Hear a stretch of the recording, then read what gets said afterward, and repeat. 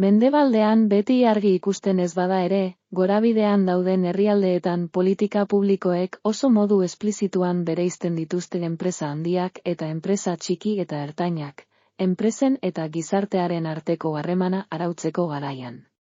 Bereizketa horrek eragin zuzena du estatuak enpresen gizarte erantzukizuna bultzatzeko erabiltzen dituen tresnetan.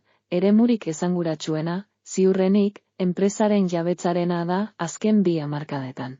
Enpresa sektore publikoa nabarmen indartu da gorabidean dauden herrialdeetan.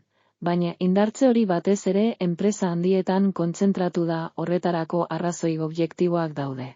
Enpresa txiki eta ertainetan jabetza pribatuaren malgutasuna eta pizgarriak abantaila argiak diren bitartean.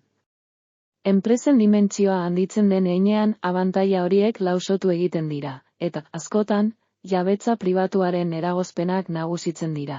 Enpresen arteko bereizketa horrek beste politika askotan ere eragina du, gutxiengo partaidetzak. Pizgarri edo zigor fiskalak, eta kasu batzuetan, Txinan bezala, kreditu sozial korporatiboaren sistema edo enpresetan alderdiaren egiturak ezartzea. Tresna horien bidez, enpresa handien jarduera interes orokorrera gehiago lerrokatu nahi da gainera. Kontuan hartu behar da joera estruktural bat dagoela, mundu osoan, eta bereziki gorabidean dauden herrialdeetan. Enpresen batez besteko tamaina pixkanaka handitzen ari da, garapen produktibo eta teknologikoaren ondorioz.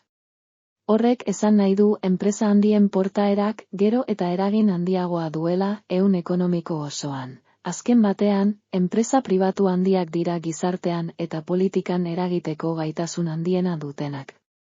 Horregatik, enpresa horiek interes orokorrarekin benetan konprometituta egotea askoz ere garrantzitsuagoa da enpresa txiki eta ertainen kasuan baino. Politika publikoek errealitate hori kontuan hartzen dutenean, gizartearen eta ekonomiaren arteko oreka eraginkorragoa lortzeko aukera handiagoa dago.